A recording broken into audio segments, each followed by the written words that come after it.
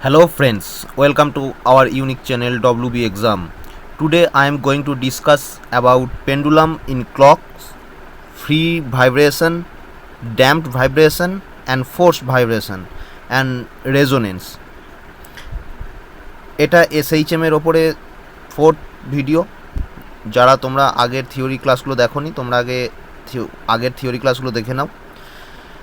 আর এই চ্যানেলে যারা প্রথম আসছো তাদেরকে স্বাগত জানাই। তোমরা ভিডিওটা শেষ পর্যন্ত দেখতে থাকো। তোমাদের ভিডিওটা যদি ভালো লেগে থাকে তাহলে অবশ্যই একটা লাইক করে দিও। আমি আগের ভিডিওতে কি বলেছি সেটা একটু রিক্যাপ করে নিই। আগের ভিডিওতে আমরা আলোচনা করেছি এনার্জি নিয়ে। আমরা দু ধরনের এনার্জি দেখেছিলাম, কি কাইনেটিক এনার্জি আর পোটেনশিয়াল এনার্জি।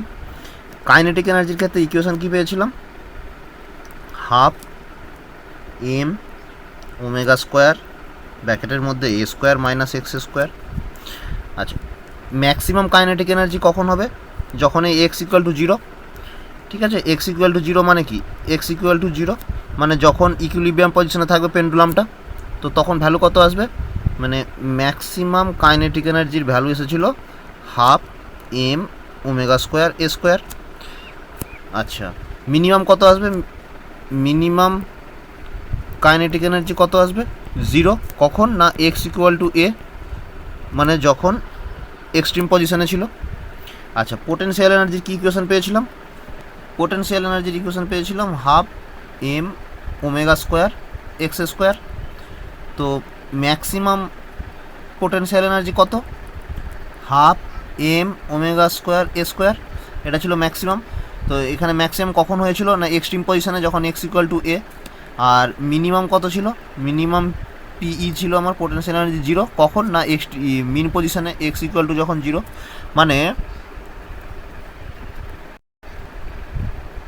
মানে একটা পেন্ডুলাম আছে, পেন্ডুলামের মিন পজিশনে এই পজিশনে কাইনেটিক এনার্জিটা হচ্ছে ম্যাক্সিমাম বেশি, আর পোটেনশিয়াল এনার্জিটা হচ্ছে জিরো কম। আর এক্সট্রিম পজিশনে পোটেনশিয়াল এনার্জি বেশি, কাইনেটিক এনার্জি মিনিমাম। মানে এই মিন পজিশন থেকে এক্সট্রিম পজিশন দিকে যাওয়ার সময় কাইনেটিক এনার্জিটা পোটেনশিয়াল এনার্জিতে কনভার্ট হয়ে যেত। ঠিক আছে, এটাই আমরা আগের ভিডিওতে দেখেছি। আগের ভিডিওতে আরেকটা জিনিস দেখেছিলাম, SHM ইন স্প্রিং। ঠিক আছে, স্প্রিংয়ের ক্ষেত্রে কি? স্প্রিংয়ের ক্ষেত্রে আমরা টাইম পিরিয়ড কী দেখেছিলাম? Time period equal to 2 pi m by k. কেটা হচ্ছে স্প্রিং কনস্ট্যান্ট বা ফোর্স ফ্যাক্টর, এমটা হচ্ছে মাস। ঠিক আছে, এই এমটাকে আবার ইনার্সিয়া হিসাবেও তোমরা ভাবতে পারো।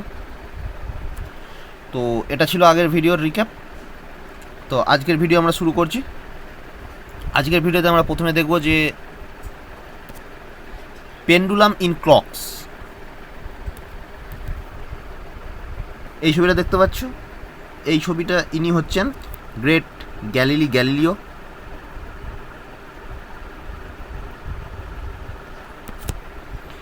তো উনি একদিন চার্চেতে ঝোলা এক ঝাড়বাতিকে দুলতে দেখে, এটা ঝাড়বাতিটা চার্চে একটা ঝাড়বাতিকে এরকম দুলতে দেখে উনি সেই ঝাড়বাতির সুইং টাইমটাকে, মানে দোলার টাইমটাকে বা সুইং পিরিয়ডটাকে নিজের হাতের পালস রেটের সঙ্গে মেজার করেছিলেন। ঠিক আছে, মানে উনি দেখেছিলেন যে ঝাড়বাতিটা একবার দুলতে কতবার পালস, মানে কতগুলো পালস আমার কাউন্ট হয়। ঠিক আছে, আর এই জিনিসটাকেই উনি নাম দিয়েছিলেন পিরিয়ডিসিটি।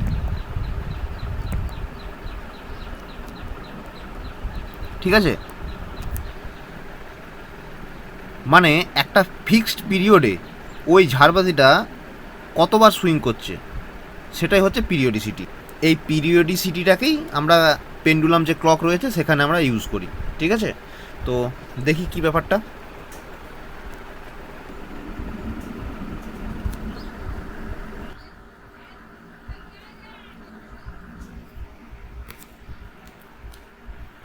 ধরো আমি একটা তোমাদেরকে জিনিস বলছি, ধরো একটা পেন্ডুলাম ঝুলছে এইভাবে। তো পেন্ডুলামটার আমি ধরলাম যে এক্সট্রিম পজিশন এই পজিশনটাতে, মানে এটা।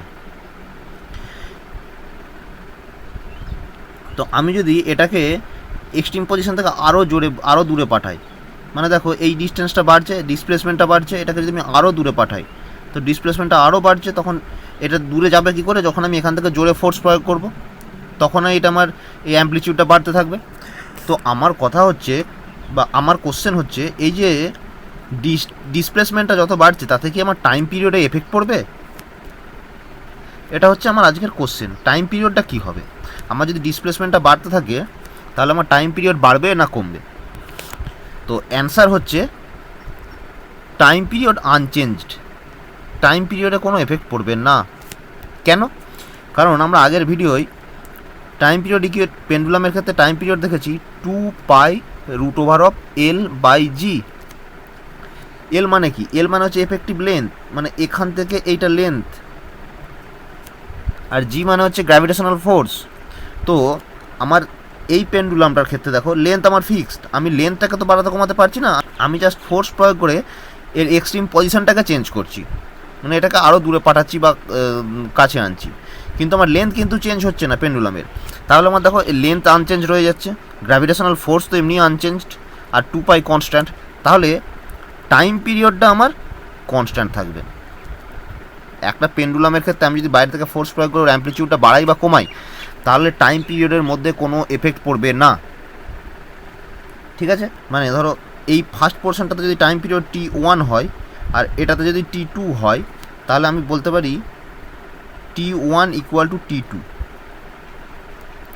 এখন তোমাদের মনে কোশ্চেন আসবে তাহলে কীভাবে হবে যে আমার এই ডিস্টেন্সটা ছিল কভার হতে যে টাইমটা লাগছিল আর এই ডিস্টেন্সটা কভার হতে কি একই টাইম লাগতে পারে? হ্যাঁ, একই টাইমই লাগবে।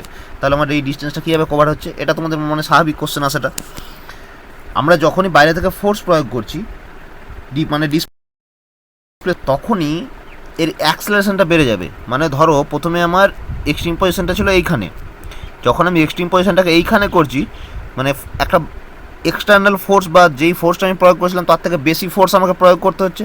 যখনই বেশি ফোর্স প্রয়োগ করছি তখন কি আমার অ্যাক্সেলারেশনটা বেড়ে যাচ্ছে। অ্যাক্সেলারেশন বেড়ে যাওয়া মানে কি? সে তত তাড়াতাড়ি ডিস্টেন্সটা কভার করবে, মানে আমার ডিসপ্লেসমেন্টটা যখন বাড়ছে তখন তার স্পিডটাও বেড়ে যাচ্ছে বা অ্যাক্সেলারেশন বেড়ে যাচ্ছে বা বেগ বেড়ে যাচ্ছে, যার জন্য টাইম পিরিয়ডটা আমার আনচেঞ্জড রয়ে যাচ্ছে। ঠিক আছে? আশা করি তোমরা বুঝতে পেরেছো। এরপর ধরো আমি যদি বলি যে দুটো আলাদা আলাদা পেন্ডুলাম রয়েছে, এর লেন্থ হচ্ছে L1, আর একটা পেন্ডুলাম রয়েছে এটা, এর লেন্থ হচ্ছে L2। তাহলে এর টাইম পিরিয়ড T1 = 2π L1/g আর এর time period T2 = 2π √L/g L2/g। ঠিক আছে? তাহলে এদের কিন্তু লেন্থ আলাদা, এদের লেন্থ আলাদার জন্য এদের টাইম পিরিয়ডটাও আলাদা। বুঝতে পেরেছো? মানে একটা পেন্ডুলাম, মানে যখন একটা পেন্ডুলামের ওপরই আমরা এক্সপেরিমেন্ট করব যেটাকে ফোর্স বাড়িয়ে ফোর্স কমিয়ে মানে ওর ডিসপ্লেসমেন্টটাকে বাড়িয়ে কমিয়ে, তখন কিন্তু টাইম পিরিয়ডে কোনো এফেক্ট পড়বে না। যখন দুটো আমি আলাদা আলাদা পেন্ডুলাম নেবো তখন দুটোর কিন্তু টাইম পিরিয়ড আলাদা আলাদা হবে। ঠিক আছে? তো আমি এখানে কী বলতে পারি দেখো, T2/T1 = √L2/L1। ঠিক আছে?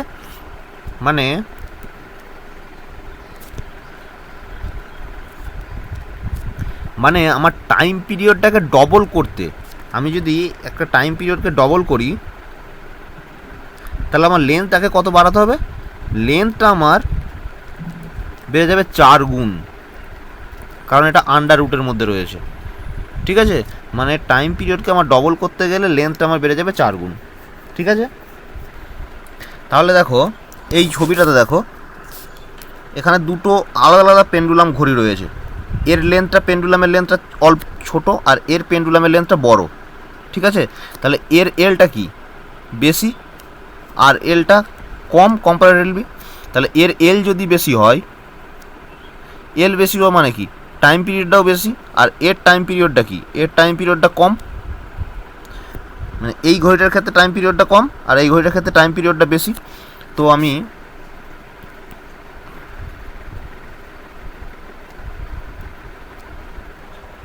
টাইম পিরিয়ড বেশি মানে কি? টাইম পিরিয়ড বেশি মানে ঘড়িটা আমার স্লো চলবে। এটা আমি আগের একটা ভিডিওতেও বলেছি যে ঘড়িটা স্লো, আর এটার ক্ষেত্রে ঘড়িটা মানে এটা আমি ধরে নিচ্ছি নর্মাল ক্লক, বা যেটা আমার একদম পুরো পারফেক্ট ক্লক, পারফেক্ট টাইম দেখায়। তো এর ক্ষেত্রে তাহলে টাইম পিরিয়ডটা যেহেতু কম, মানে এটা তোমার এর থেকে স্পিডে চলবে, মানে এই ক্লকটার থেকে এই ক্লকের স্পিডটা বেশি, কিন্তু এর মানে যেই স্পিডটা আছে ওটা হচ্ছে তোমার নর্মাল স্পিড বা স্বাভাবিক স্পিড, ওটাই হচ্ছে জেনুইন স্পিড। আর এর কি এটা টাইম পিরিয়ডটা বেশি বলে এই বড় ঘড়িটার স্পিডটা স্লো। কেন? কারণ টাইম পিরিয়ডটা বেশি। তাহলে তোমাদের মনে কোশ্চেন আসবে যে দুটো ঘড়ি কি আলাদা আলাদা টাইম দেখাবে, আলাদা আলাদা সময় দেখাবে, একই পজিশন একই সময়ে কি আলাদা আলাদা টাইম দেখাবে? না, ঘড়ি দুটো সময় একই দেখাবে, কারণ এর লেন্থটা বাড়ানোর জন্য বা এর টাইম পিরিয়ডটাকে যেহেতু বেড়ে গেছে, টাইম পিরিয়ডটাকে কমানোর জন্য এর মেকানিজমটা সেরকম করা থাকবে, ভেতরের ফাংশনটা যাতে টাইমটা আমার এক দেখায়। ঠিক আছে? তো আচ্ছা, তাহলে একটা জিনিস বলতে পারি, আরেকটা জিনিস বলছি, দেখো আমরা কি দেখেছি, যে আমরা দেখেছি যে টি ইকুয়াল টু, এটা একটা পয়েন্ট, 2π√L/g, তাই তো? আমি বলেছি যে লেন্থ চেঞ্জ হলে টাইম পিরিয়ড চেঞ্জ হচ্ছে, 2π কনস্ট্যান্ট, এটা কেউ চেঞ্জ করতে পারবে না। তাহলে কি জি এর ভ্যালু চেঞ্জ হতে পারে না, বা জি এর ওপর এফেক্ট করে না? অবশ্যই জি এর ওপর এফেক্ট করে। কিন্তু আমাদের আর্থ সারফেসে, ধরো এটা আর্থ সারফেসে জি এর ভ্যালু সব জায়গায় প্রায় কম বেশি সমান। কিন্তু আমরা যদি সারফেসের থেকে ওপরের দিকে যাই বা সারফেসের থেকে নিচের দিকে যাই, তাহলে তো জি এর ভ্যালু এফেক্ট পড়ে, কারণ ওপরের দিকে গেলেও জি এর ভ্যালু কমে, নিচের দিকে গেলেও জি এর ভ্যালু কমে। জি এর ভ্যালু যদি কমে, তাহলে টাইম পিরিয়ডের ভ্যালু কী হবে? টাইম পিরিয়ডের ভ্যালু বাড়বে, কারণ দুটো ব্যস্তানুপাতিক, ইনভার্সলি প্রপোর্শনাল। তাহলে টাইম পিরিয়ড বাড়া মানে কি? ঘড়িটা স্লো চলবে। এরপর একটা জিনিস ভাবো, আমি একটা পেন্ডুলাম ঘড়ি, যেটা আমার নর্মাল আর্থ সারফেসে রয়েছিল, সেটাকে নিয়ে আমি কোনো পাহাড়ের চূড়ায় গেলাম। ঠিক আছে, আমি কি বলেছি যে একই টাইম দেখানোর জন্য দুটো ঘড়ির মেকানিজমটা ভেতরে সেরকম করা থাকে, যার জন্য লেন্থের এফেক্টটা না পড়ে টাইম পিরিয়ডে। কিন্তু গ্র্যাভিটেশনাল ফোর্সটাকে তো কোনো রকমভাবে কাটাতে পারবে না। গ্র্যাভিটেশনাল ফোর্সটার জন্য যখনই আমি ঘড়িটাকে কোনো পাহাড়ের চূড়ায় নিয়ে যাব, তখন ঘড়িটা আস্তে আস্তে স্লো হয়ে যাবে, ঘড়িটা অটোমেটিক, তুমি বুঝতে পারবে না, ঘড়িটা অটোমেটিক 10-15 মিনিট স্লো হয়ে যাবে। আবার তুমি যদি মাটির নিচের দিকেও যাও, কোনো খনি বা কোনো খনির দিকে যাও, কোনো খনিতে ঢোকো নিচের দিকে, তাহলেও আস্তে আস্তে ঘড়িটা স্লো হয়ে যাবে, ঘড়িটা কিছু মিনিট ল্যাগ করে যাবে ডিউ টু গ্র্যাভিটেশনাল ফোর্স। ঠিক আছে, এটা তোমরা মাথায় রেখো।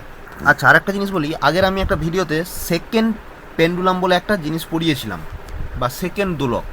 ব্যাপারটা কি আমি তখন অত ডিটেলসে বলিনি, তো এখন একটু বলে দিচ্ছি।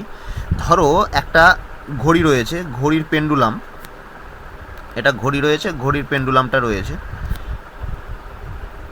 একটা ঘড়ির পেন্ডুলাম যদি মিন পজিশন থেকে এই এক্সট্রিম পজিশন, মানে মিন পজিশন থেকে এক্সট্রিম পজিশন, এবং এক্সট্রিম পজিশন থেকে আবার যদি মিন পজিশনে 1 সেকেন্ডে ফিরে আসে, ঠিক আছে, তো সেটাকে বলে সেকেন্ড দোলক। কী হবে? এইটা একবার গেল, দিয়ে আবার ফিরে আসলো, মানে এই হাফ অসিলেশন করতে 1 সেকেন্ড নিয়েছে, দিয়ে আবার যখন এই এক্সট্রিম পজিশনে আসবে, এই দিক দিয়ে গেল, আবার ফিরে আসলো, এটাকে নেবে 1 সেকেন্ড। মানে এর টাইম পিরিয়ডটা হচ্ছে 2 সেকেন্ড, যার জন্য এটাকে বলে সেকেন্ড পেন্ডুলাম।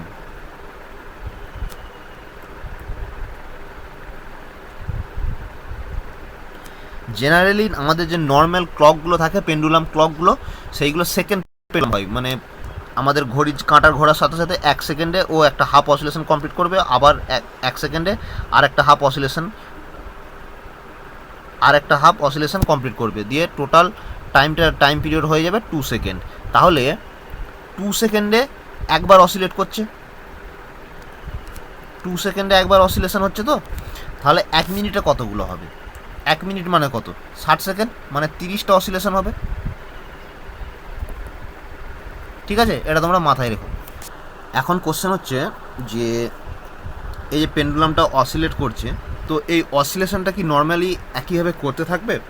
ধরো এই পেন্ডুলাম মানে একটা দড়ি দিয়ে আমি কিছু একটাকে ঝুলিয়ে রেখে দুলিয়েছিলাম, তো আমি এটাকে আমি যদি একটা বাইরে থেকে ফোর্স দিয়ে দুলিয়ে দিই, তারপরে কি ওটা কন্টিনিউ দুলতে থাকবে না থেমে যাবে? তোমরা নিশ্চয়ই জানো যে ওটা আস্তে আস্তে থেমে যাবে। কেন থেমে যাবে? কারণ ওর উপরে বিভিন্ন রকম ফোর্স অ্যাফেক্ট করে, যেমন ড্যাম্পড ফোর্স বা ড্যাম্পড ভাইব্রেশন, ঠিক আছে, তো আরও অনেক রকম বাধা, এয়ার ফ্রিকশন, এয়ারের জন্য যে সমস্ত এয়ারের জন্য কিছুটা বাধা পাবে, ফ্রিকশানের জন্য কিছুটা বাধা পাবে, দিয়ে আস্তে আস্তে থেমে যায়। তো আমরা এরপর পড়ব ভাইব্রেশন সম্বন্ধে। মানে কত রকমের ভাইব্রেশন হতে পারে জেনারেলি আমরা আজকে 3 রকমের ভাইব্রেশন নিয়ে পড়ব। একটা হচ্ছে free vibration,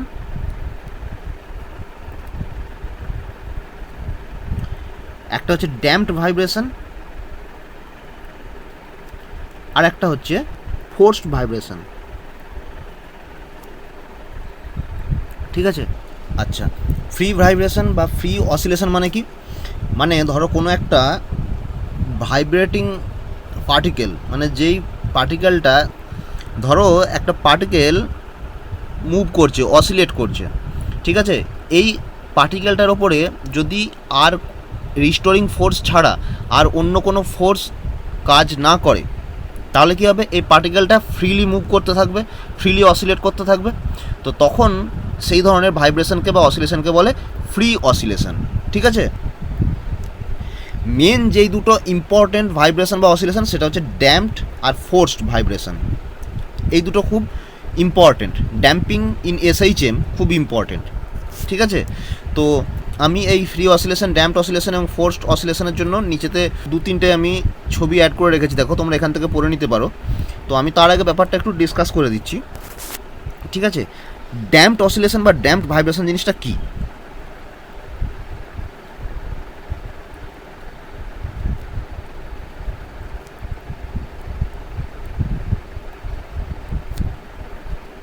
in general damping মানে হচ্ছে যে ধরো অ্যাটমসফেরিক ফোর্স বা ফ্রিকশন বা কোনো রেজিস্ট্যান্স দ্বারা কোনো একটা পার্টিকেলের মুভমেন্ট বা এনার্জিকে ডিসিভিয়েট করা। ঠিক আছে, ড্যাম্পিং ইন এসএইচএম মানে যেখানে হারমোনিক মোশন হচ্ছে সেখানে ড্যাম্পিংটা কীভাবে অ্যাপ্লাই হচ্ছে সেটা আমাদেরকে দেখতে হবে। ধরো আমি একটা তোমাদেরকে বোঝানোর জন্য একটা স্প্রিং নিলাম। ঠিক আছে, এই স্প্রিংয়েতে একটা অবজেক্টকে এরকম বেঁধে দিলাম। ঠিক আছে, স্প্রিং কনস্ট্যান্ট হচ্ছে কে, আর এই বস্তুটার ভর হচ্ছে এম। ঠিক আছে, এরপর আমি কী করলাম? এই অবজেক্টটাকে নিচের দিক দিয়ে টেনে ছেড়ে দিলাম। ঠিক আছে, তাহলে কী হবে? এই অবজেক্টটা এইভাবে এইরকম করে অসিলেট করতে থাকবে, এই দিক আর এই দিক বরাবর, নিচে উপরে অসিলেট করতে থাকবে। তো আমি যখন টেনে ছেড়ে দিলাম, ও কী করবে? ও চাইবে যে আমি ফ্রিলি অসিলেট করতে, প্রথমে ফ্রিলি অসিলেট করবে। তো তোমরা জানো স্প্রিং কনস্ট্যান্ট আর সঙ্গে এয়ার যে রেজিস্ট্যান্সটা রয়েছে, বাতাসের যে বাঁধাটা রয়েছে, যার জন্য আস্তে আস্তে ওর অসিলেশনটা কমতে থাকবে এবং আস্তে আস্তে থেমে যাবে। তো আমি প্রথমে ভাবছি যে ও ফ্রিলি অসিলেট করতে চাইছিল, যখন আমি টেনে ছেড়ে দিয়েছি তখন কী চাইছিল? অবজেক্টটা ফ্রিলি অসিলেট করতে চাইছিল। মানে তখন যদি আমি গ্রাফটা দেখি, তখন গ্রাফটা কী হবে? এইরকম অসিলেশনের যে গ্রাফটা ছিল সিম্পল হারমোনিক মোশনের সাইন ওয়েভের মতো, এইরকম গ্রাফটা হবে। ঠিক আছে, মানে ধরো এটা যদি প্লাসে হয়, এটা যদি মাইনাসে হয়, এইরকমভাবে অসিলেট করছিল, যার ইকুয়েশন ছিল x equal to a sine omega t, তাই তো? এরপর কিন্তু যখন এটা আস্তে আস্তে তোমার এই স্প্রিং কনস্ট্যান্ট আর বাতাসের বাঁধার জন্য এটা যখন আস্তে আস্তে স্লো হতে থাকবে, তখন গ্রাফটা কীরকম আসবে দেখো।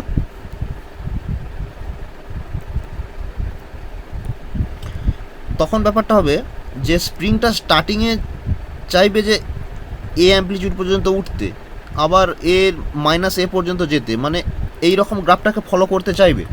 কিন্তু বাঁধার জন্য আস্তে আস্তে কী হবে? এই অ্যাম্প্লিটিউডটা আস্তে আস্তে কমতে থাকবে, এইরকম হবে, হয়ে আস্তে আস্তে এরকমভাবে থেমে যাবে। ঠিক আছে, মানে চাইবে প্লাস এ মাইনাস এ অ্যাম্প্লিটিউড পর্যন্ত ও অসিলেট করতে, কিন্তু পারবে না, কারণ বাঁধার জন্য। তখন আমার গ্রাফটা কীরকম আসছে দেখো। এই যে অ্যাম্প্লিটিউডটা, এইটাতে অ্যাম্প্লিটিউড, প্রত্যেকটা ওয়েভের হাফ ওয়েভ এইটা অ্যাম্প্লিটিউড, তার মানে অ্যাম্প্লিটিউডটা এইভাবে আস্তে আস্তে আস্তে আস্তে আস্তে কমতে থাকছে, কমতে আস্তে জিরো হয়ে যাচ্ছে। মানে আমার এখানে ড্রটা ঠিক করা হলো না, মানে অ্যাম্প্লিটিউডটা এই রকমভাবে আস্তে আস্তে কমতে থাকে। ঠিক আছে, অ্যাকচুয়ালি এইরকমভাবে কমতে থাকে, এইরকমভাবে। হ্যাঁ, এইটাকে বলে এক্সপোনেনশিয়াল কার্ভ। যখন এইভাবে কমে বা বাড়ে, তখন ওটাকে বলে, বাড়াটা কীরকম? যদি ধরো এই রকমভাবে বাড়তে পারে একটা, আবার কমার সময় এই রকমভাবে কমতে পারে, তো এইগুলোকে বলে এক্সপোনেনশিয়াল কার্ভ। ঠিক আছে, তো এটার ক্ষেত্রে ইকুয়েশন কী হবে? এটার ক্ষেত্রে ইকুয়েশন হবে x equal to A E to the power, exponential যে কার্ভগুলো হয় তার জন্য ই ইউজ করা হয়। ঠিক আছে, e to the power minus bt by 2m sine omega dash t. আচ্ছা, এখানে একটা জিনিস বলে দিই, এই যে ফ্রিকোয়েন্সিটা ছিল যখন নর্মাল ফ্রিলিভাবে যখন ভাইব্রেট করতে চাইছিল, তখন যে ফ্রিকোয়েন্সিটা থাকে সেটাকে বলে ন্যাচারাল ফ্রিকোয়েন্সি। আমরা যদি ন্যাচারাল ফ্রিকোয়েন্সিকে ওমেগা নট বা ওমেগা জিরো দিয়ে ডিনোট করি, এটা হচ্ছে তোমার ন্যাচারাল ফ্রিকোয়েন্সি। মানে এখানটায় সাইন ওমেগা নট নয়, সাইন ওমেগা টি নয়, সাইন ওমেগা নট টি হবে, ঠিক আছে। আর এইটা যখন ড্যাম্পিং অ্যাপ্লাই হওয়া, ড্যাম্পিংয়ের জন্য যখন এর অ্যাম্পলিটিউডটা কমতে থাকছে, তার মানে কি এর ফ্রিকোয়েন্সিটাও কমতে থাকবে হয়ে যাবে, তখন আমি সেটা ধরে নিচ্ছি ওমেগা নট, ঠিক আছে। এই ইকুয়েশনগুলো তোমরা পারলে মনে রাখো, তোমাদের এই পরীক্ষার জন্য অতটা ইম্পর্টেন্ট নয়, জাস্ট অ্যাম্পলিটিউডটা কিন্তু মাথায় রাখো। এই অ্যাম্পলিটিউডের ইকুয়েশনটা এর ক্ষেত্রে কী হয়, অ্যাম্পলিটিউডটা শুধু এ, আর এর ক্ষেত্রে অ্যাম্পলিটিউডটা হচ্ছে এ ই to the power minus bt by 2m, ঠিক আছে। এই বিটা কি, এই বিটা হচ্ছে ড্যাম্পিং কোএফিসিয়েন্ট,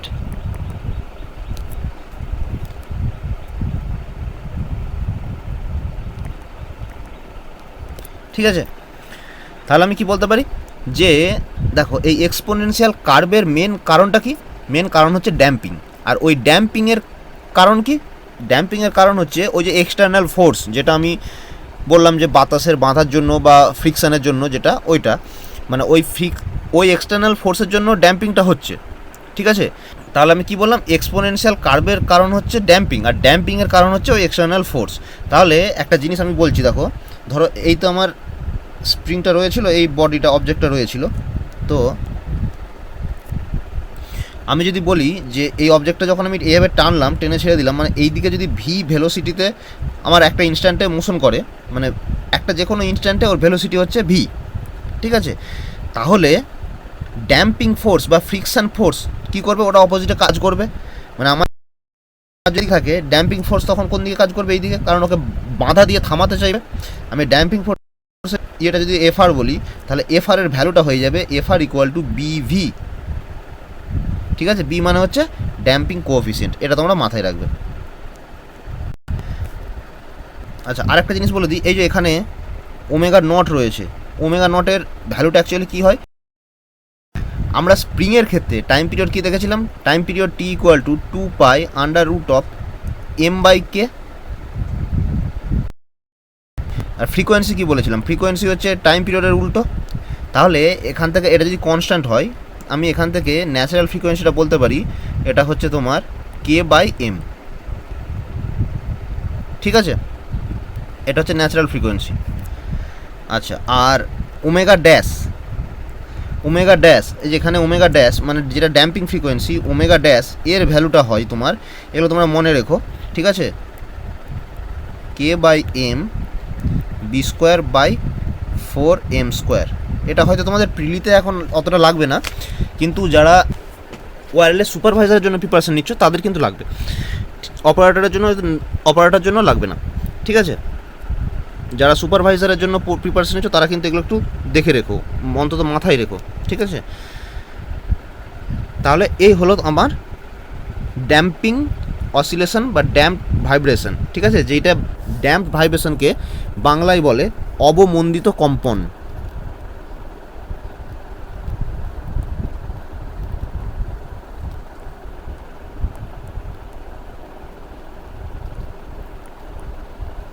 ঠিক আছে।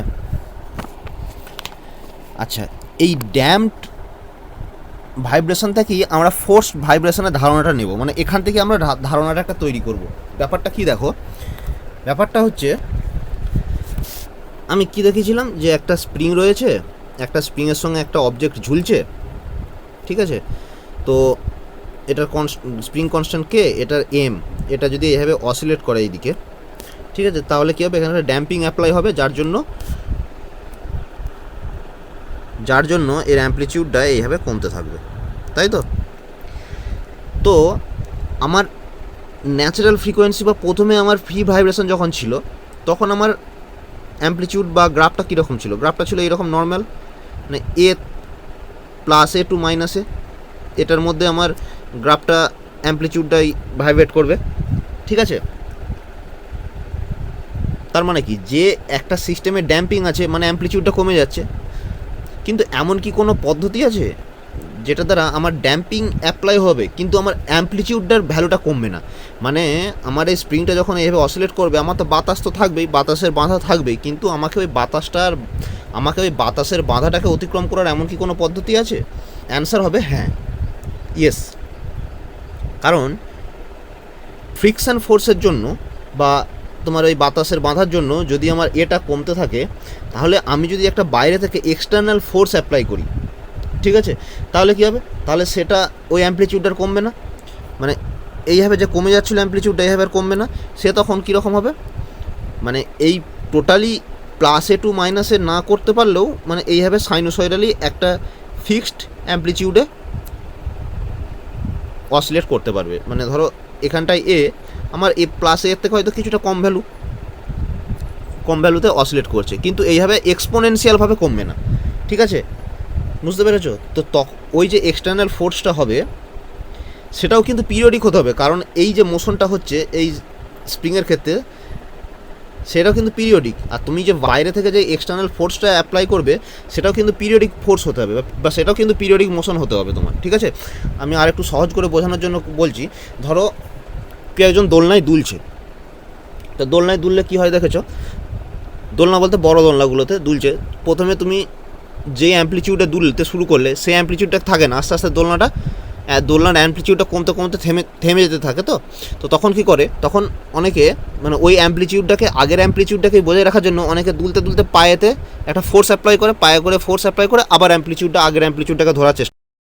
আমি কি বলতে চাইছি ব্যাপারটা বুঝতে পেরেছো? তোমরা হয়তো অনেকেই এটা অ্যাপ্লাই করেছো যে দোলনায় দুলতে দুলতে যখনই দোলনার স্পিডটা অ্যাম্প্লিটিউডটা কমে যাচ্ছে, তখন তোমরা পায়ে করে একটা ফোর্স অ্যাপ্লাই করেছো মাটিতে, দিয়ে আবার ওটাকে দোলনাটাকে আগের অ্যাম্প্লিটিউডে ফিরে যেতে চেয়েছো। আগের অ্যাম্প্লিটিউড মানে একদম পারফেক্ট অ্যাম্প্লিটিউড ধরো 5 ছিল, সে 5-তেই পৌঁছাবে না, হয়তো 5.5 বা 4.9 4.8-এ পৌঁছাবে।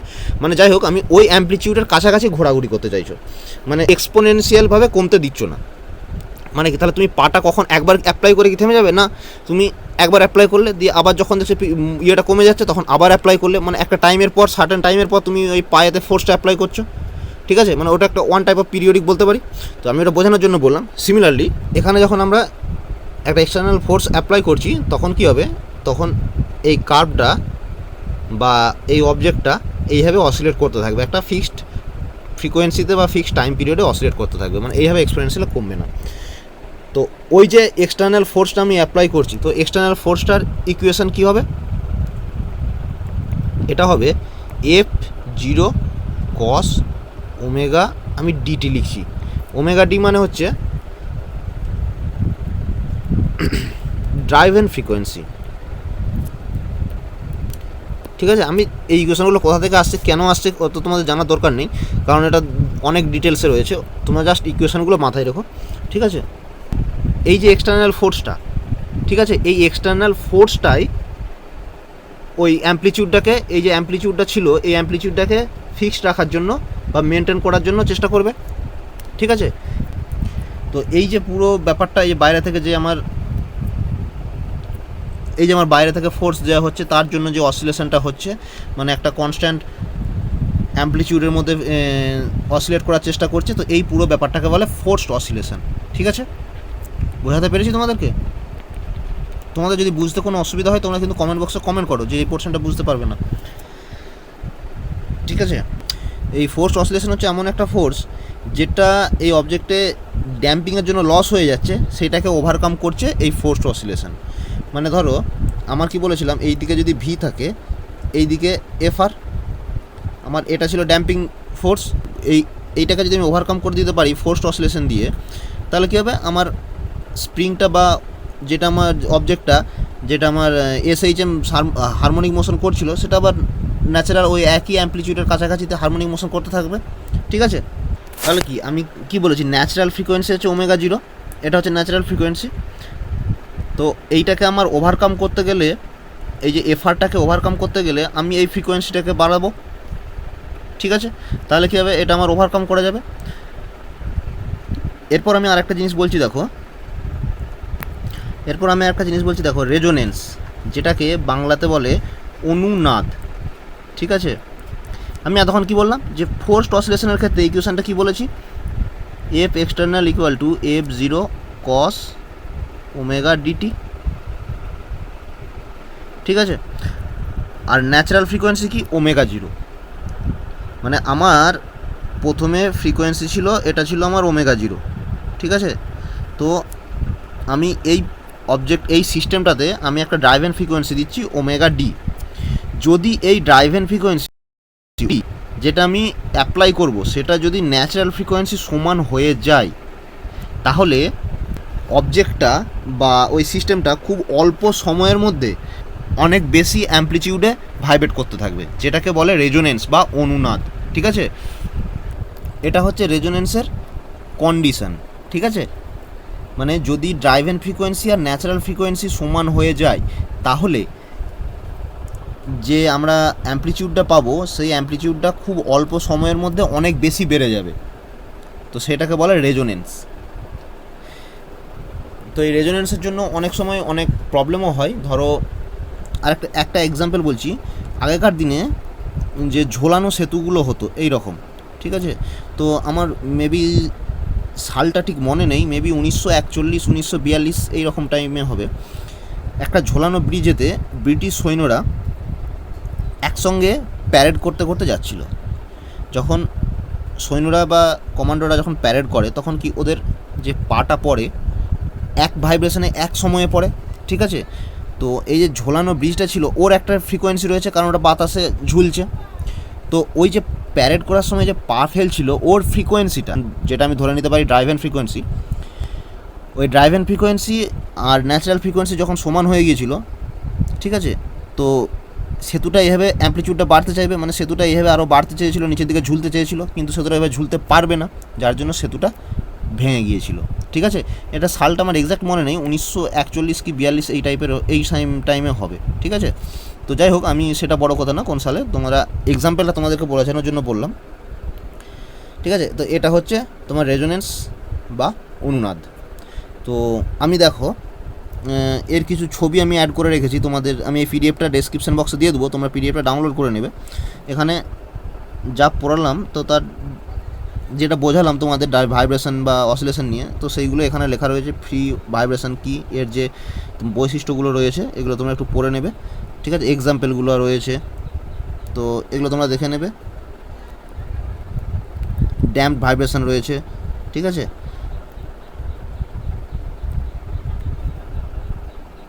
দেখতে পাচ্ছ তোমরা, এই যে এখানে সব, তারপরে ফোর্স ভাইব্রেশন রয়েছে, ঠিক আছে।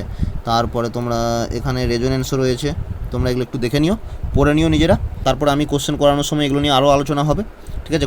কোনো পোর্শন যদি আমার মিস হয়ে যায় তো সেইগুলো আমি কোশ্চেন করাতে করাতে তোমাদেরকে বলে দেবো, ঠিক আছে।